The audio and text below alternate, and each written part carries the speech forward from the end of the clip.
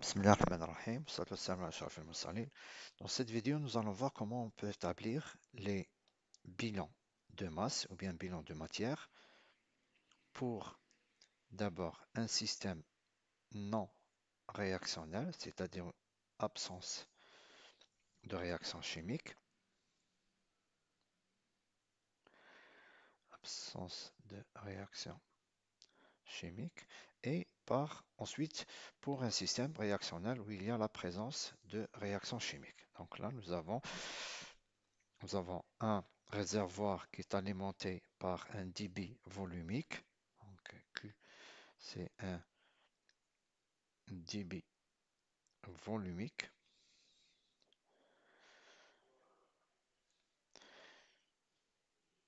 d'une certaine masse volumique. Et à la sortie, nous avons aussi un autre débit avec une autre masse volumique. Donc là, l'énoncé du bilan de matière. Alors, d'une manière générale, on va l'écrire comme ça. D'une manière générale, on va voir le cas le plus général. Ensuite, on va essayer de voir le cas particulier. Donc, d'une manière générale, il y a deux types de bilan de matière. Il y a le bilan de matière, on va dire, global,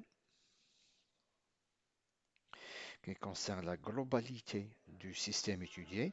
Et il y a le bilan partiel.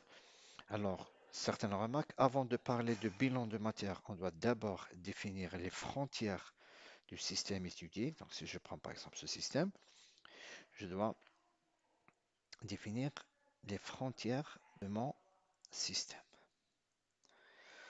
Et là, je peux voir qu'est-ce qu'il y a comme entrée et qu'est-ce qu'il y a comme sortie. Ça, c'est très important. Le deuxième point, c'est qu'il faut savoir les différents paramètres qui interviennent dans mon bilan de matière. Donc, on va essayer directement d'appliquer cette notion à ce système-là. C'est un système qui est très très simple. Donc là, qu'est-ce que nous avons? Nous avons, plutôt, on va d'abord écrire le bilan global d'une manière générale. Eh ben, le bilan global d'une manière générale est exprimé comme suit, et c'est toujours en massique.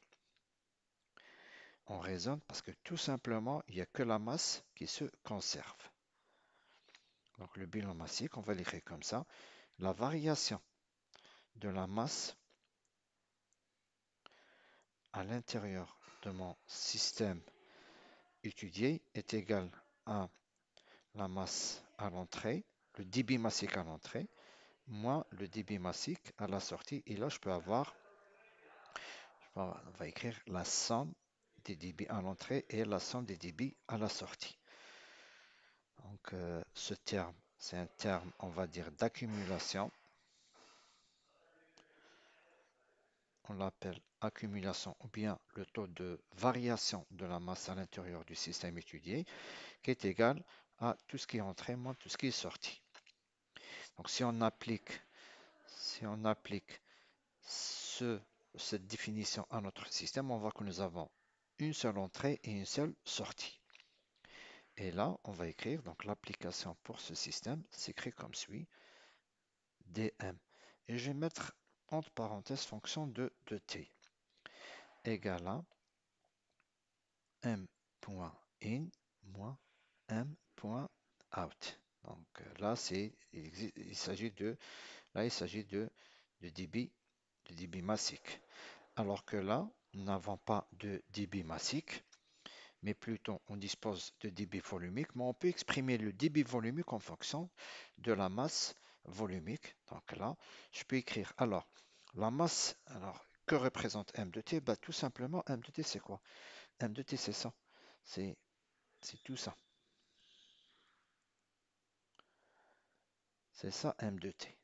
Donc, c'est ça, m de t. Elle représente la masse à l'intérieur du réservoir et elle est fonction du temps.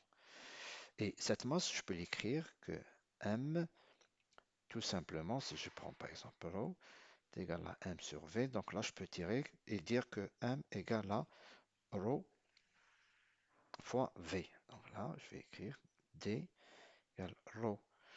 Je vais mettre t et je vais mettre t comme ça sur dt. Alors, qu'est-ce qu'il y a comme entrée? Eh bien, c'est q.in fois rho fois in. Ben, oui, je vais aussi, maintenant, je vais écrire ça. Je vais prendre un peu plus d'espace. Donc, ce sera d sur dt rho fois t. Et là, j'écris d'une manière générale. Donc, c'est rho in fois t, m in t moins rho out t fois m point out t. Alors là, j'écris en fonction du temps parce que tout simplement, je suppose que, il y a une variation en fonction du temps. Maintenant, dans le cas particulier, si ρ, et généralement ça c'est valable, généralement pour les liquides, donc pour les liquides généralement, ρ reste constante. Donc là, on peut dire que ρ in égale à ρ égale à ρ. Alors, une remarque, pourquoi ρ out et pourquoi? C'est-à-dire, est-ce que ρ out est égal à ρ? Ben oui, parce que le liquide qui sort ici, ben c'est le liquide qui se trouvait au réservoir, dans le réservoir. Donc finalement, ils ont les mêmes propriétés. Donc là, qu'est-ce qu'on peut écrire? Ben, tout simplement que ρ dv sur dt égale à ρ fois. Alors là, je crois qu'on a fait. Alors là, il y a une erreur. C'est pas M in, mais plutôt c'est Q. D'accord? Là, c'est Q in et Q out de T. Alors, on revient. Rho, encore fois Q in moins Q out. Rho, Q out, on simplifie rho et on va écrire que finalement, maintenant, c'est plutôt la variation du volume qui est égale à ce qui entre moins ce qui sort. D'accord? Donc là, ça c'est une application qui est très très simple.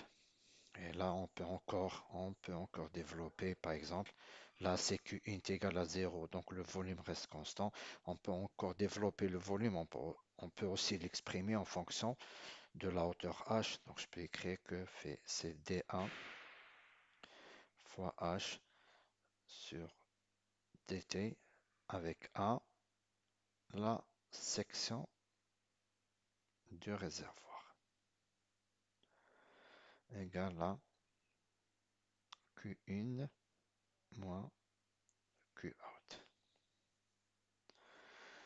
Donc là, on peut écrire que si A est plutôt une constante, donc là c'est dH